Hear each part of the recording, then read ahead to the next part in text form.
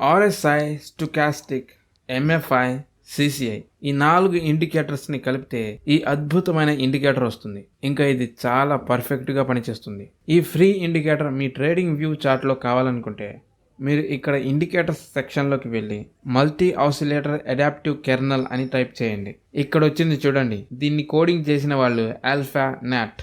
So చూడండి, ఈ indicator మన చార్ట్లోకి యాడ్ అయిపోయింది. ఈ ఇండికేటర్ని మన ట్రేడింగ్లో ఎలా యూజ్ చేయాలో ఇప్పుడు చూద్దాం. అంతేకాకుండా ఈ ఇండికేటర్కి కావాల్సిన స్పెషల్ సెట్టింగ్స్ ఏంటో చూద్దాం. సో దాంతో ఇది best and most accurate indicator లాగా పనిచేస్తుంది. అప్పుడు మనం దీన్ని మన ట్రేడింగ్ స్ట్రాటజీలో యూజ్ చేసుకోవచ్చు. మీరు చేయాల్సిందల్లా ఒకటే, ఈ వీడియోని లాస్ట్ వరకు చూడటం. సో ఇంక స్టార్ట్ చేద్దాం. ఓకే, మనం ముందు చెప్పుకున్నట్టు ఈ indicator RSI, stochastic, MFI, CCI అని కలపడం వల్ల ఈ ఇండికేటర్ ఏర్పడింది. కెర్నల్ బేస్డ్ స్మూతింగ్ అల్గోరిథమ్స్ హెల్ప్తో ఇది అడ్వాన్స్డ్ క్యాలిక్యులేషన్స్ని బేస్ చేసుకొని ట్రెండ్స్ యొక్క క్లియర్ పిక్చర్ని చూపిస్తుంది. అంతేకాకుండా చార్ట్స్ నుండి నాయిస్ని రిమూవ్ చేస్తుంది. ఇది ఒక మల్టీపర్పస్ ఇండికేటర్. దీన్ని ట్రెండ్ని ఐడెంటిఫై చేయడానికి, మూమెంట్ని ఎవాల్యుయేట్ చేయడానికి, రివర్సల్స్ని కనుక్కోవడానికి, ఓవర్బాట్ అండ్ ఓవర్సోల్డ్ని కనుక్కోవడానికి, ఇంకా డైవర్జెన్స్ని కూడా కనుక్కోవడానికి దీన్ని యూజ్ చేయొచ్చు. ఫస్ట్ మనం ఇండికేటర్ సెట్టింగ్స్లోకి వెళ్ళి ఇక్కడ సిసిఐని యాక్టివేట్ చేయాలి. డిఫాల్ట్గా ఇది ఆఫ్లో ఉంటుంది. తర్వాత స్టైల్లోకి వెళ్ళి సిగ్నల్ లైన్కి మనం లెంత్ని ఇంక్రీజ్ చేద్దాం. సో చార్ట్లో చూడడానికి క్లియర్గా ఉంటుంది. దాని తర్వాత ఒక స్పెషల్ సెట్టింగ్ని ఇండికేటర్ కోసం సెట్ చేద్దాం. సో దాంతో మనం ట్రెండ్ని పర్ఫెక్ట్గా ఐడెంటిఫై చేయొచ్చు. ఓకే, మనకి ఇప్పుడు చార్ట్లో ఏమేమి ఉన్నాయో చూద్దాం. ఇక్కడ మనకి 2 లైన్స్ ఉన్నాయి.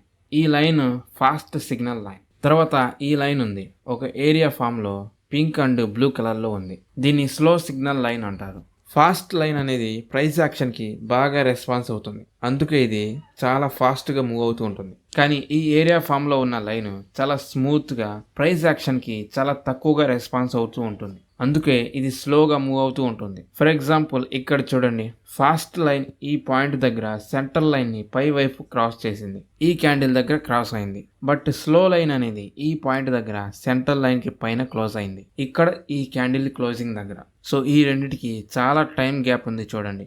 అందుకే ఈ స్లో సిగ్నల్ లైన్ ప్రైస్ యాక్షన్కి చాలా తక్కువగా రెస్పాన్స్ అవుతూ ఉంటుంది. కానీ ఇది మార్కెట్ డైరెక్షన్ని బట్టి మోర్ కన్ఫర్మేషన్ ఇంకా ప్రాబబిలిటీని ఇస్తుంది. ఇవి రెండు ఒక సైడ్ ఉన్నప్పుడు చూడండి, మనకి చాలా మూమెంట్ వస్తుంది మార్కెట్లో. సో దీని హెల్ప్తో మనం మూమెంట్ని క్యాప్చర్ చేయవచ్చు. ఎలా క్యాప్చర్ చేయాలో ఈ వీడియోలోనే తర్వాత చూద్దాం. ఓకే, ట్రెండ్ ఐడెంటిఫికేషన్ కోసం మనం ఈ స్లో సిగ్నల్ లైన్ని యూజ్ చేస్తాం. ఇది చూడడానికి ఏరియా ఫామ్లో ఉంటుంది. ట్రెండ్లో మూమెంట్ కోసం మనం ఫాస్ట్ సిగ్నల్ లైన్ని యూజ్ చేస్తాం. మూమెంట్ ఎప్పుడు ఇంక్రీజ్ అవుతుంది, ఎప్పుడు డిక్రీజ్ అవుతుందో దీనితో తెలుసుకోవచ్చు. జనరల్గా స్లో సిగ్నల్ లైన్ సెంటర్ లైన్కి పైనుండి దాని కలరు బ్లూ వస్తే ప్రైస్ అనేది ఇంక్రీజ్ అవుతుందని అర్థం. అదేవిధంగా స్లో సిగ్నల్ లైన్ సెంటర్ లైన్కి కింద ఉండి దాని కలరు పింక్ వస్తే ప్రైస్ డౌన్ అవుతుందని అర్థం. ఎప్పుడైతే ఫాస్ట్ మరియు స్లో లైన్ రెండు సెంటర్ లైన్కి పైనుండి అలాగే ఫాస్ట్ లైన్ స్లో లైన్కి పైన ఉంటే ఇది మనకి ఒక స్ట్రాంగ్ అప్పర్ మూమెంట్ని సూచిస్తుంది. అదేవిధంగా ఫాస్ట్ లైన్ స్లో లైన్కి దగ్గరగా వచ్చి దాని లోపల నుంచి ప్రవహిస్తూ ఉంటే ట్రెండ్ వీక్ అవుతుందని అర్థం. ఇది 2 సిచ్యువేషన్ల ద్వారా జరుగుతుంది. ఈ వీక్నెస్ ఒక పుల్ బ్యాక్ ద్వారా జరగవచ్చు. తర్వాత ప్రైస్ అప్ డైరెక్షన్లోకి వెళ్తుంది, ఎగ్జాక్ట్గా ఇక్కడ చూపించినట్లు. తర్వాత ఫాస్ట్ లైన్ స్లో లైన్కి పైకి వెళ్తుంది ఒకవేళ అప్ సైడ్ మూమెంట్ అనేది స్ట్రాంగ్గా ఉంటే. ఇంకొక సిచ్యువేషన్ ఏంటంటే ఫాస్ట్ లైన్ ఈ ఏరియా లోపలికి వెళ్తే ఈ వీక్నెస్ని మనం అప్పుడు సీరియస్గా తీసుకోవచ్చు. తర్వాత ఒక రివర్సల్ స్టార్ట్ అవుతుంది ఇక్కడ చూపించినట్టు. చూడండి, ఇక్కడ ఫాస్ట్ లైన్ కంటిన్యూస్గా డౌన్ అవుతూ ఉంది. తర్వాత ఈ సెంటర్ లైన్కి కిందకి వెళ్ళి పింక్గా మారిపోయింది. ఇక్కడ కూడా స్లో సిగ్నల్ లైన్ సెంటర్ లైన్కి కిందకు వచ్చింది, పింక్ కలర్లోకి మారిపోయింది. దీంతో మనకి ఇప్పుడు మనం ఒక డౌన్ ట్రెండ్లో ఉన్నామని తెలుస్తుంది. అదేవిధంగా ఈ డౌన్ ట్రెండ్లో మూవ్మెంట్ చేంజెస్ని అనలైజ్ చేయొచ్చు.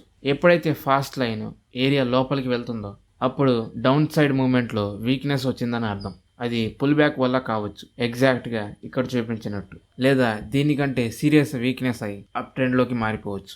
అయితే ఇక్కడ ఒక విషయం గమనించండి. ఈ ఇండికేటర్ డిఫాల్ట్ సెట్టింగ్స్తో స్లో సిగ్నల్ లైన్ కొంచెం సెన్సిటివ్గా ఉంటుంది. డీపర్ పుల్ బ్యాక్స్ వల్ల ఇలా అవ్వచ్చు ఇక్కడ చూపించినట్లు. ఇక్కడ చూడండి, స్లో సిగ్నల్ లైన్ సెంటర్ లైన్కి కింద ఉంది. పింక్ కలర్లోకి మారిపోయింది. అది కూడా ఎక్కువసేపు ఉండలేదు. ఇది కేవలం ఒక అప్ ట్రెండ్లో డీపర్ పుల్ బ్యాక్స్ వల్లే ఏర్పడుతుంది. ఇవి ట్రెండ్ చేంజ్ అవ్వడానికి సిగ్నల్స్ కాదు.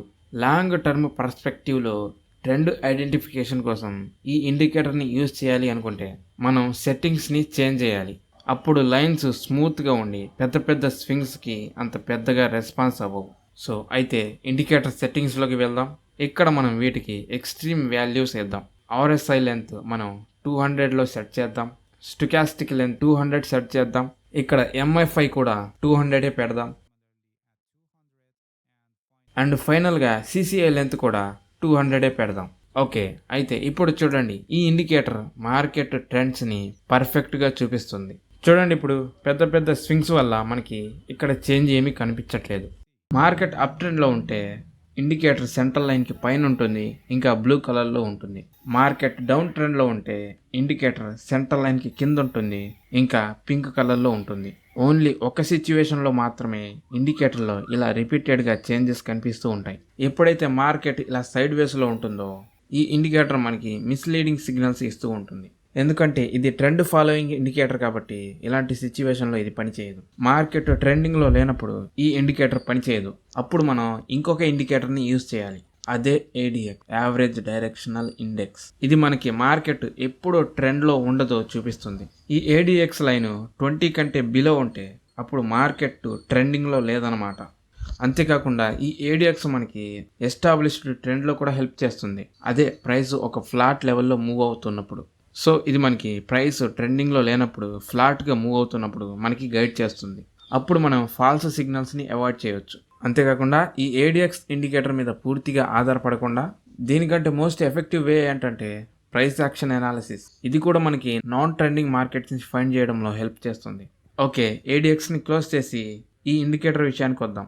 సో అసలు మనం దీన్ని ట్రేడింగ్లో ఎలా యూజ్ చేయాలో చూద్దాం. మనం చేసుకున్న సెట్టింగ్స్ ప్రకారం ఈ ఇండికేటర్ మనకి ట్రెండ్స్ని ఫైండ్ చేయడంలో హెల్ప్ చేస్తుంది. అయితే మనం ఈ ఇండికేటర్ని మనం ఓన్లీ ట్రెండ్స్ని ఫైండ్ చేయడానికి మాత్రమే యూజ్ చేస్తాం. ఇది క్రాస్ ఓవర్ చేస్తుంది కదా అని మనం బై మరియు సెల్ సిగ్నల్స్ తీసుకోవడానికి కాదు.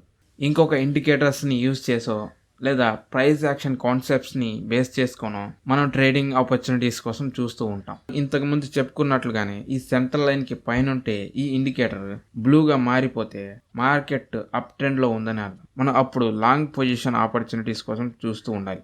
అలాగే ఈ సెంట్రల్ లైన్కి కింద ఉండి ఇండికేటర్ పింక్ కలర్లోకి మారిపోతే అప్పుడు డౌన్ ట్రెండ్లో ఉన్నామని అర్థం. అప్పుడు మనం సెల్ ఆపర్చునిటీస్ కోసం చూస్తూ ఉండాలి. సో వీటికి ఎగ్జాంపుల్ చూద్దాం, మీకు చాలా బాగా అర్థమవుతుంది. ఇక్కడ ఇండికేటర్లోకి వెళ్ళి ఆండియన్ ఆసిలేటర్ అని టైప్ చేయండి. పక్కన ఎలెక్స్ గ్రోవర్ అని వస్తుంది, దాన్ని సెలెక్ట్ చేసుకోండి. ఆల్ రైట్, చూడండి, ఇదే ఆ ఇండికేటర్.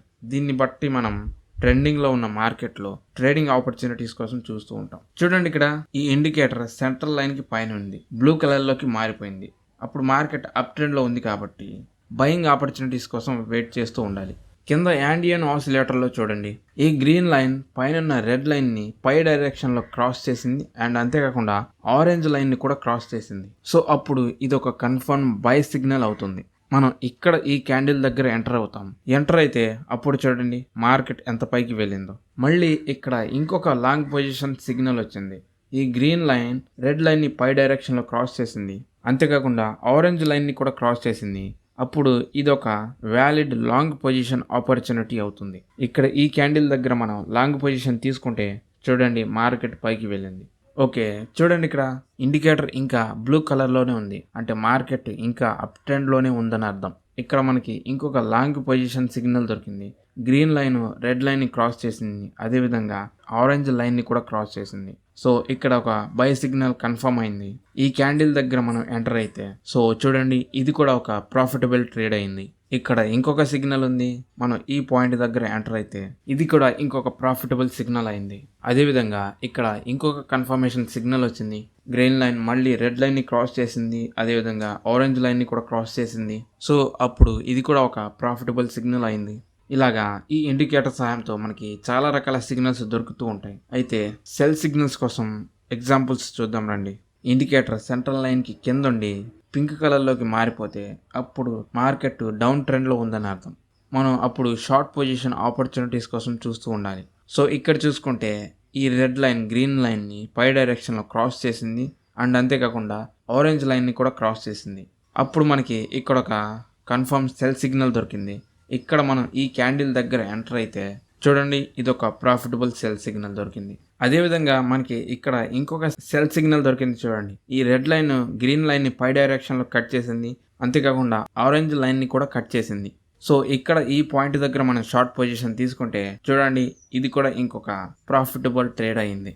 అయితే ఇక్కడ చూడండి, ఇక్కడ మనకి కన్ఫర్మ్ సెల్ సిగ్నల్ దొరికింది. మనం ఇక్కడ ట్రేడ్ తీసుకున్నట్లయితే వెంటనే మార్కెట్ కొంచెం కిందకు వచ్చింది. అక్కడి వరకు మనం ట్రేడ్ని క్లోజ్ చేస్తే ప్రాఫిట్స్లోనే ఉంటాం. కానీ ట్రేడ్ని ఇంకా కంటిన్యూగా అలానే ఉంచితే లాస్ట్లో క్లోజ్ అయ్యేది. చూడండి, ఇక్కడ నుంచి మార్కెట్ పైకి వెళ్ళింది. ఇలా ఎందుకు జరుగుతుందంటే మార్కెట్లో రివర్సల్స్ వచ్చినప్పుడు ఇది చాలా కామన్. అప్పుడప్పుడు మార్కెట్లో ట్రెండ్ చేంజ్ అవుతూ ఉంటుంది. ఈ పాయింట్ డౌన్ ట్రెండ్కి లాస్ట్ లోయెస్ట్ పాయింట్ అనమాట. ఈ పాయింట్ తర్వాత మార్కెట్ అప్ ట్రెండ్లోకి మారిపోయింది. ఇది ట్రెండ్ బేస్డ్ ఇండికేటర్ కాబట్టి మార్కెట్ రివర్స్ అయినప్పుడు ఫాల్స్ సిగ్నల్స్ ఇస్తూ ఉంటుంది. ఈ రివర్సల్స్ అనేవి మార్కెట్లో చాలా కామన్. అయితే ఒకే విషయం గుర్తుపెట్టుకోండి, ఈ ట్రేడింగ్ జర్నీలో ఏ ఒక్క ఇండికేటర్ కూడా 100% పనిచేయదు. లాసెస్ ప్రాఫిట్స్ అనేవి ఈ గేమ్లో ఒక పార్ట్. మనకి ఎన్ని సంవత్సరాలు ట్రేడింగ్ ఎక్స్పీరియన్స్ ఉంది, మనకి ఎంత ప్రాఫిట్స్ వస్తున్నది అనేది మ్యాటర్ కాదు. మన రిస్క్ మేనేజ్మెంట్ని మనం ప్రాపర్గా సెట్ చేసుకోవాలి. ఓకే, ఈ వీడియో మీకు నచ్చుతుంది అనుకుంటున్నాను. నచ్చితే లైక్ కొట్టి ఛానల్ని సబ్స్క్రైబ్ చేసుకోండి. Thank you.